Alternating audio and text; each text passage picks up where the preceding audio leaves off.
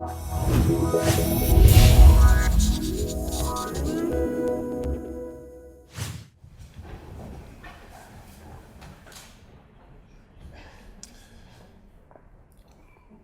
and gentlemen, let me all welcome you here at this official inaugural lecture by Dr. Koser, who has been appointed as Extraordinary Professor in Conflict, Peace and Security in the Faculty of Humanities and Sciences at the Maastricht Graduate School of Governance, and who will accept this position with the delivery of his inaugural lecture. And the title of his lecture is, "When is Migration a Security Issue?" Dr. Koser.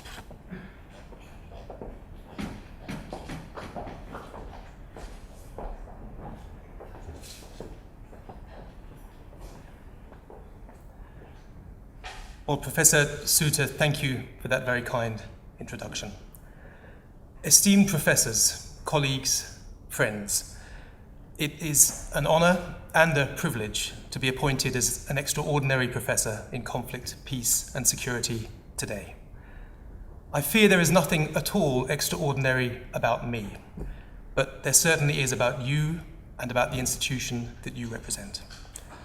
Where better to give an inaugural lecture on migration than in one of the most international universities in the world? I remember being humbled when I submitted my doctoral thesis, too many years ago now for me to admit when, alongside doctoral students from other disciplines, working on far more important topics than mine. How could refugee decision-making possibly compare with cancer research or new sources of renewable energy? I am similarly humbled to be standing at the same lectern this afternoon, where in recent weeks and months professors have lectured on critical issues like adoption, like the importance of the family. I was particularly sorry not to be here to see my friend and colleague Hein de Haas, Professor Hein de Haas, deliver his inaugural lecture on migration myths. I strongly recommend to anybody else who missed that lecture to follow it on YouTube. Hein is the most original thinker in migration for at least the last 2 decades, and you are very lucky to have him as one of yours, as one of ours. This evening is the pinnacle of my modest academic career. I've taken a rather winding route to this zenith. I was an undergraduate at the University of Cambridge, a PhD student at University College London. I've held academic positions at the Universities of Utrecht here in the Netherlands, Sussex, University College London, SOAS, Georgetown University, and the Graduate Institute in Geneva. My career has not just taken me between universities and between countries, but also between sectors. I've worked for universities, I've worked for governments, I've worked for the United Nations, and I've worked for think tanks. My current challenge is to establish a new global fund on countering violent extremism. In this sense, I think that I have found the right home here at Maastricht University. A university that stands for academic rigor and excellence, but also understands the importance of policy relevance. A university that promotes and rewards interdisciplinarity. A university that has the vision to create partnerships with the private sector and international organizations. My position here has given me the opportunity to continue trying to bridge the gap between research and policy, and that's something I've striven to do since I began my professional career. But my position has also allowed me to try to bridge my 2 main academic interests. On the one hand, migration, and on the other hand, security. And it's this relationship between migration and security that I would like to address this afternoon. Esteemed professors, colleagues, friends. In the 25 years since I started working in this field, I have witnessed a sea change in our understanding of the relationship between migration and security. The focus has shifted fundamentally from a focus on human security to a focus on national security. I wrote my PhD on the repatriation of Mozambican refugees from Malawi during the 1990s, the so-called decade of repatriation. My postdoctoral research focused on the Bosnian, then the Kosovar exodus, when millions of refugees were admitted and mainly resettled in European countries. This was the decade when the UN Migrant Workers Convention was launched, and when asylum seeker numbers peaked in Europe, but without panic. Of course, there were aberrations, but by and large, I would argue that when I started my career, there was international consensus that the rights of migrants and refugees should be upheld and their human security prioritized. Today, I would argue the security lens on migration has shifted from human security to national security. Sometimes rightly, usually wrongly, migrants, asylum seekers, and even refugees are increasingly viewed as posing a threat to national security. The very states that carried the Refugee Convention into force are today abrogating their responsibilities. The Migrant Workers Convention only entered into force in 2003 and has staggered on ever since with no real global traction. Small numbers of irregular migrants generate political and public responses that are way out of proportion. Migrants have come to be associated with extremism, crime, and disease. How has this happened? Why does it matter? And what can be done? Esteemed professors, colleagues, friends, what has happened in the last 25 years that migrants are now viewed as a cause of insecurity and not a symptom of insecurity, as a threat and not an opportunity? I think there are at least 5 explanations. One, of course, is that the number of migrants worldwide has increased significantly, perhaps even doubled, over the last 25 years since I've been working in this field. Today, there is an estimated 234 million migrants in the world, and that is roughly the population of Indonesia, the 4th most populous nation on Earth. But let us also note that statistics in migration are all too often used to alarm rather than to inform. 234 million people represents, after all, only 3% of the world's population. And this proportion has remained more or less static since the world's population has begun to grow more quickly. Perhaps a more important truth is captured in the title of Stephen Castle's and Mark Miller's seminal book on migration, The Age of Migration. The point here is that it is not just the 234 million migrants who count, but also the billions more who are affected by migration. It is probably not too much of a stretch to suggest that there is nobody left on Earth today who is not affected by migration. If not directly, then indirectly. If you are not a migrant or the descendant of a migrant, then certainly you have neighbours who are, or there are migrants at your children's school. Your favourite soccer team has a striker from another country. Your favourite food, music, art, literature is infused with migration.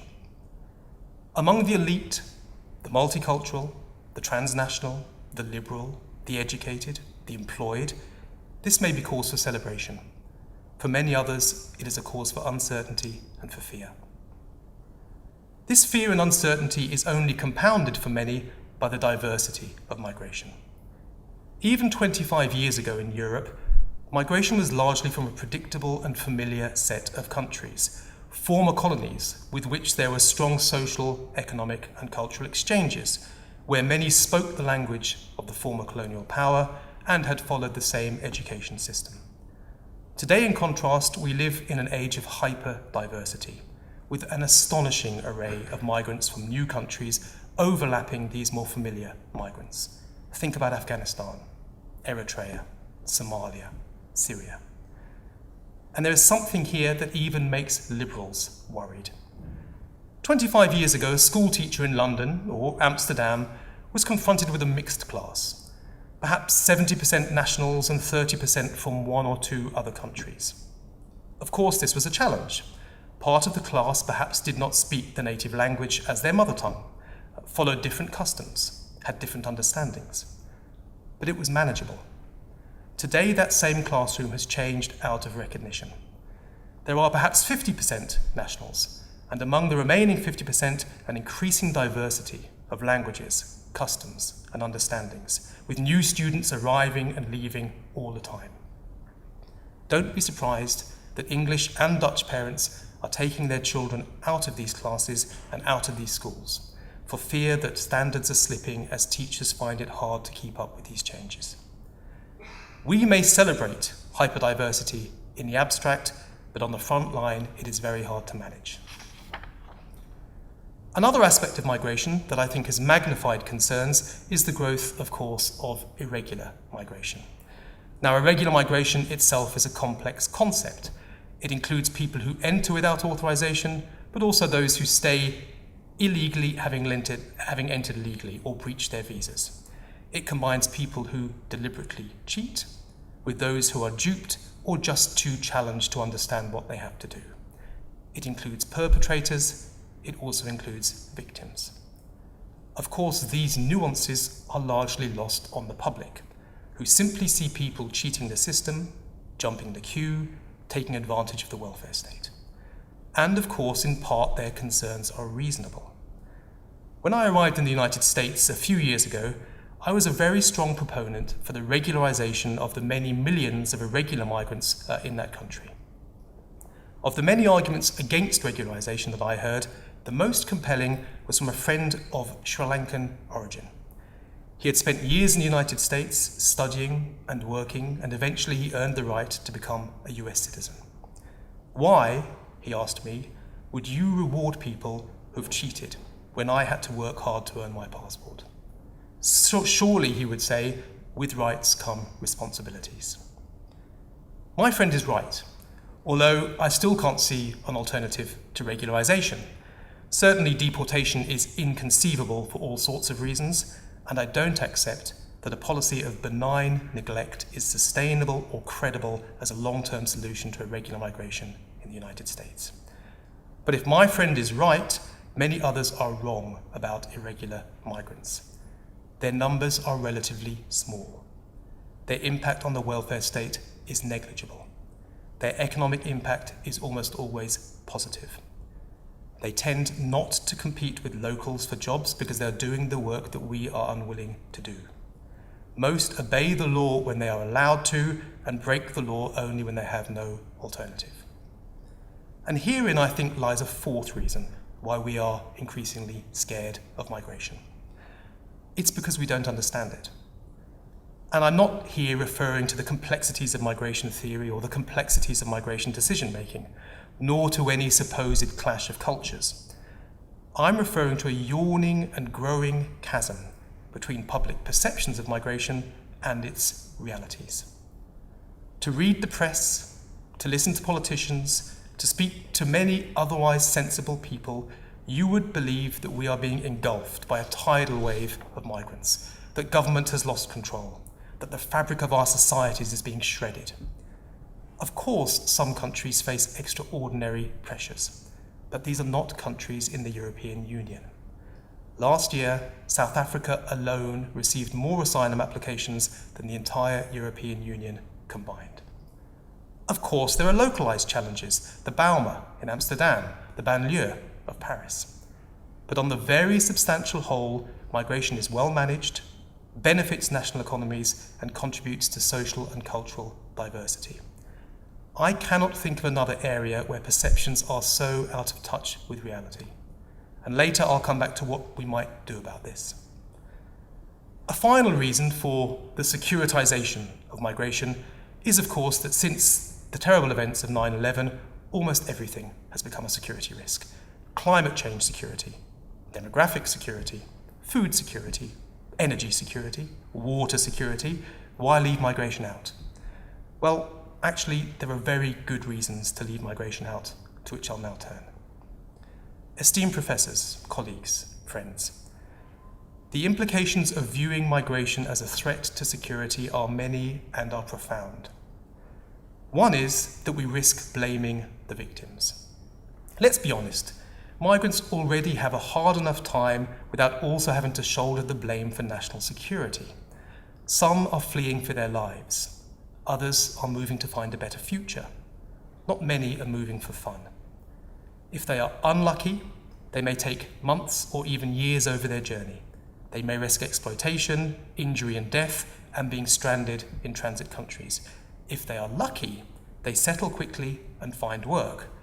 but all too often work that is not commensurate with their skills and in the face of discrimination. They leave behind friends and family. They often experience loneliness and depression. Now, of course, this is a generalization. Not all migrants are victims. But believe me, it is less of a generalization than suggesting that all migrants are criminals or cheats or vectors for disease. A second risk of securitizing migration is poor policy making. For years, we've been calling for joined-up government on migration. It is an issue that touches upon so many aspects of governance, from the national to the regional to the urban to the local. From employment through health and education and housing and development to policing and border control and security. Yes, security. Security is an integral component of managing migration, but it is only one component. And yet, at the level of national governments, regional processes, and global forums, migration increasingly has become centred on agencies and ministries concerned with security. Australia is a good example. The Department of Immigration and Citizenship has now been rebranded to the Department of Immigration and Border Protection, and a 3-star general is now in charge of border protection. The same trend is also clear in Europe. To be sure, these are well-resourced ministries and departments and agencies, but they can't manage migration alone. And increasingly their staff is becoming disillusioned to be part of a project that they didn't sign up for and they no longer believe in. Migration may be one of the most difficult issues of all to manage and control, and we are undermining any chance of getting it right by narrowing our policy focus and undermining those who are devoted to getting it right. Bad policy, in turn, results in bad migration. The evidence is clear.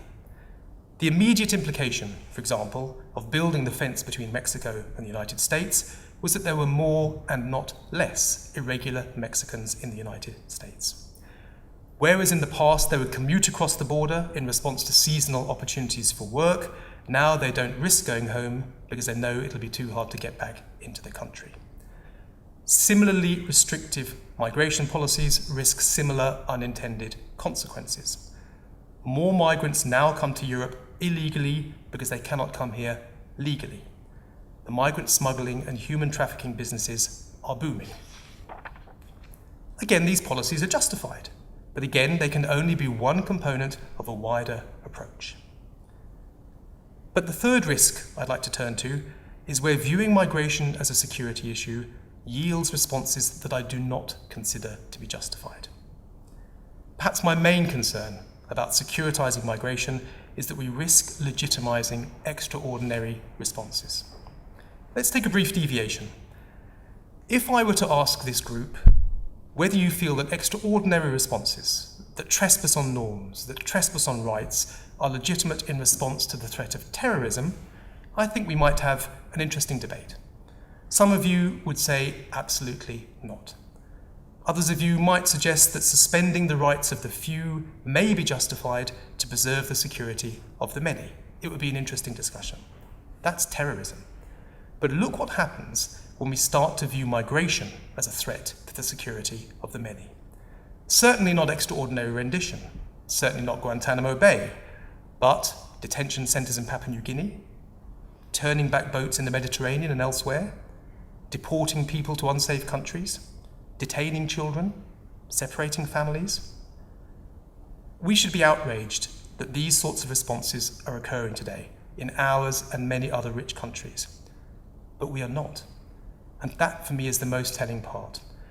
We have become normalised to the idea that migration is a threat, and we have become normalised to the responses that are being introduced to combat that threat. Against the bellwether of migration, we have lost perspective, we have lost purpose, and we have lost decency. We should all be ashamed. Esteemed professors, colleagues, friends, I may have overstated my case, but this is an inaugural lecture and I'm allowed some latitude and it's getting towards a sunny evening.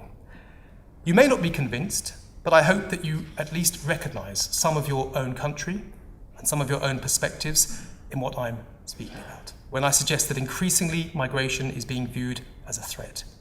I hope that you also appreciate the risks that this entails. Let me, for the third part of this presentation, turn to the really important question, and that is what can be done. And even if you don't agree with my thesis about security so far, this is a question worth asking about migration more generally. What can be done to bridge the gap between perceptions and realities? What can be done to calm down some of the hysteria? What can be done to confront extremist parties that are making political capital out of xenophobia, anti-Islam, and anti-migration platforms? For many years, since I co-authored the final report of the Global Commission on International Migration, I've had an easy answer to that question. And that answer is political leadership, more responsible media, and education. Let me share some anecdotes, and again, I think anecdotes are allowed after 5 o'clock, some anecdotes about the responses I've received over the last few years in response to those recommendations. Let's start with political leadership. I remember briefing a minister recently about migration and security, and I made to her much the same points that I'm making to you this evening. We need better evidence, we need to guard against generalizations, we need to beware of the consequences. She agreed. Well, she was a politician, so who actually knows whether she agreed, but she seemed to agree. But then she said to me, this is my problem. She said, I am part of a government and we are running for re-election and the election is next year. What would you recommend I do? I don't think I used this language, but I think in effect what I said to her was continue to beat up migrants. Because I think we all know that in Europe today there is no surer way of winning votes than to attack migrants and migration. I lament the lack of political leadership on migration and so many other issues around the world today, but I am not naive. Politicians are trapped in short-term democratic cycles, are increasingly following rather than setting the agenda, and tend to put career prospects before principles. Frankly, I would probably do the same. So strike political leadership. What about the media? I remember being part of a panel on migration broadcast live in the UK, chaired by a BBC journalist. As is so often the case, and I want to return to this point in a few minutes, the debate quickly became polarised, with me arguing largely in favour of migration and the other panellist arguing largely against migration. He won the debate hands down. I don't think he won the debate just because he was a better debater than me, which he certainly was. But he also won the debate because his case was far easier to make than mine. He was making a case that many people now take for granted. I was trying to change their minds. He was reassuring. I was challenging.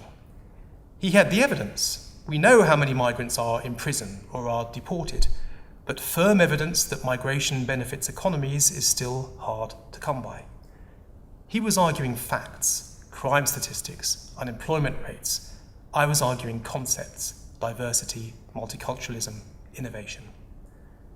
I think out of sympathy, at the end of the debate, the chairman kindly gave me the last word, and he asked me what I would do to address some of the misperceptions that I'd been speaking about during the debate.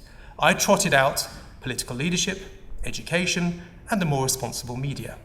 He, the chairman, a BBC journalist on live TV, put his arm around me and said, "You'll have to wait a long time for the last one." So strike the media. And I think it's time that also counts against the education argument as well. This is a long-term process. We need to educate, not indoctrinate, educate our public. We also need to educate migrants. And let me just say that again. We also need to educate migrants. Because integration is a two-way street. The failure to understand migration is as much a problem for and the fault of migrants as it is nationals. It's interesting to think about who we need to educate. The old tend to be more conservative than the youth, but they are more set in their ways and they're harder to educate, and they have a growing political clout as their numbers start to outweigh the young in this ageing continent of ours. Analysis of the recent Swiss referendum against immigration showed clearly that those who lived in cities where migration is normal did not have a problem. It was those who did not have everyday contact with migrants and migration who did. Perceptions are stronger than realities. So while I think I would still insist on the importance of political leadership, a responsible media, and education, I recognise the challenges. So let me instead suggest 3 other responses.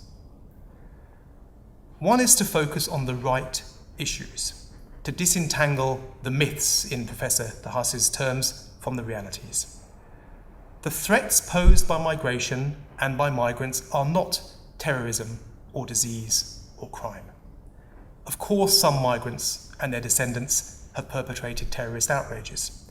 Of course, some may import viruses, and of course, some commit crimes. But there is no evidence whatsoever anywhere that migrants are more likely than nationals to be terrorists, to be sick, or to be criminals.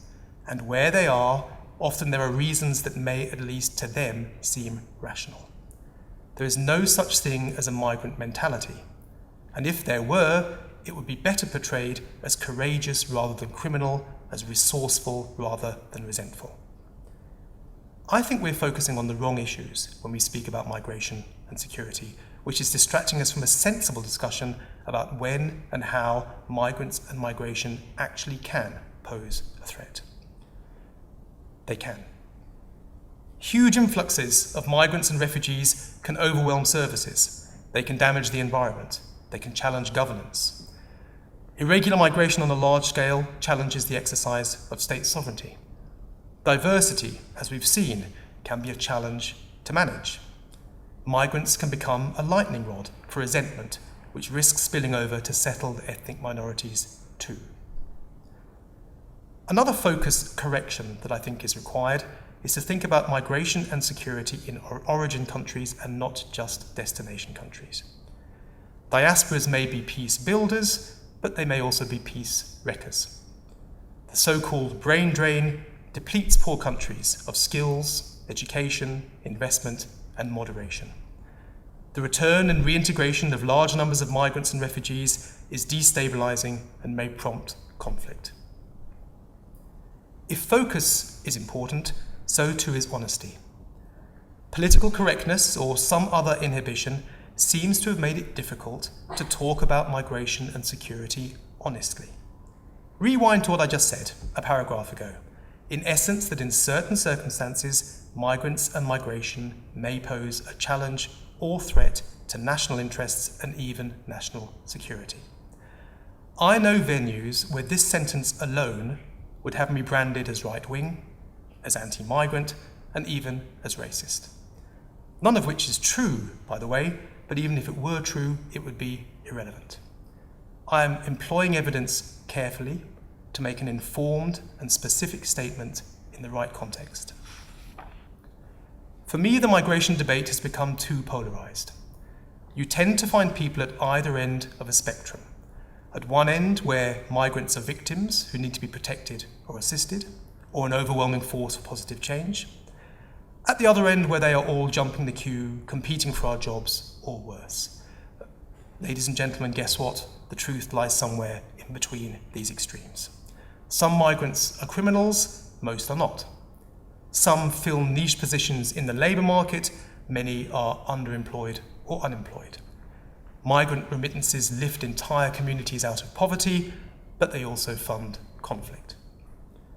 The space for an objective debate on migration is shrinking.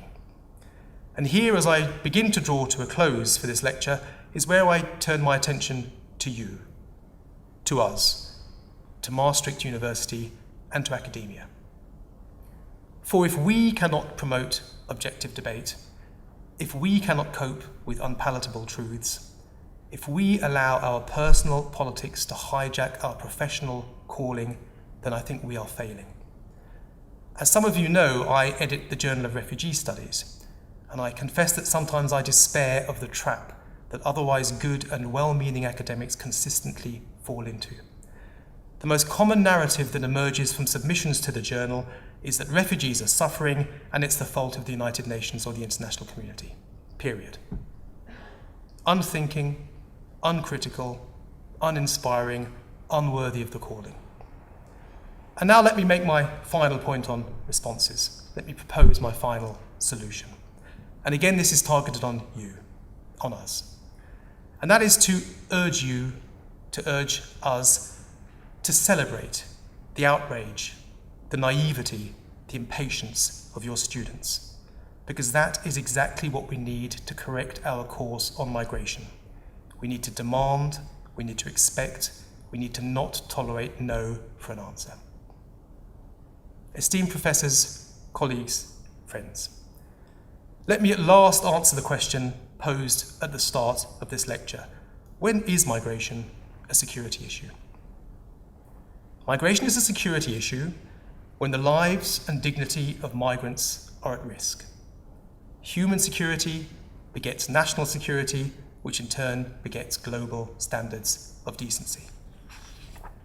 Migration is a security issue when, in exceptional circumstances, migrants pose a direct challenge to safety, economic stability, social cohesion, and governance. Migration is a security issue when it becomes an excuse for extraordinary policies. Migration is a security issue when it suppresses the evidence, it suppresses objective debate, and it suppresses common sense. But most of all, migration is a security issue when we allow it to become one. We don't have to, and we shouldn't. Esteemed professors, colleagues, friends, it would be remiss of me not to conclude my lecture this evening without a few words of thanks. But don't worry, I understand that I'm receiving a professorship and not an Oscar, and so I'll keep these mercifully brief. The half-empty front row, of course, makes me regret that my family can't be here to share this important moment with me. I'm especially sorry that my parents can't be here. They both now have unfortunately passed away. My father was a refugee from India to Pakistan and then a migrant to the UK. My mother was an English woman who converted to Islam and married a Pakistani during the 1960s in the UK. Not an easy thing, I suspect, to do. I would have been interested to see what they made of my lecture tonight. I think they'd have disagreed with most of it, but I think they'd still have been proud.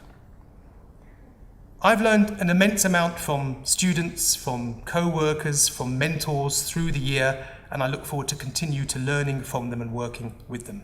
Let me just mention a few, only a few by name: John Salt, Tony O'Connor, Ray Harris, Richard Black, Susan Martin. Some of these names you may know. I've mentioned Professor Hein de Haas, whose scholarship I aspire to. Let me also mention Professor Ron Skeldon, whose sense of spirit I aspire to. It has been an honour to work with Ron and with Hein, and I very much look forward to continuing to work with them. Let us just hope that this evening Ron has seen some sense and not voted for Scottish independence. I must, of course, also thank the migration team here at Maastricht. By far, in my opinion, the most dynamic, exciting bunch of researchers in this field in the world today. You have invited me to join your team.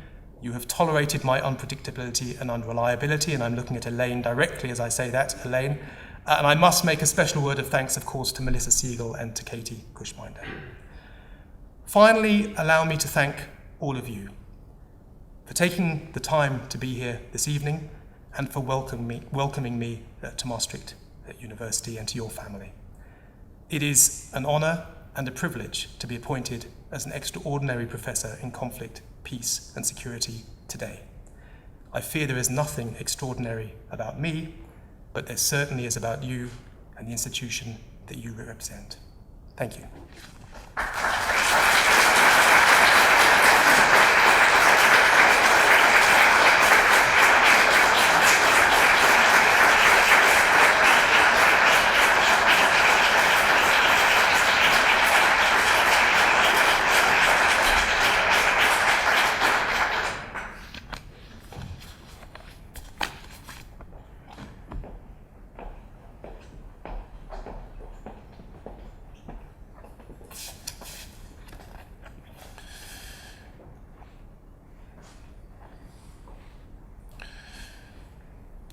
Professor Koser, many thanks for these very inspiring words and this great lecture.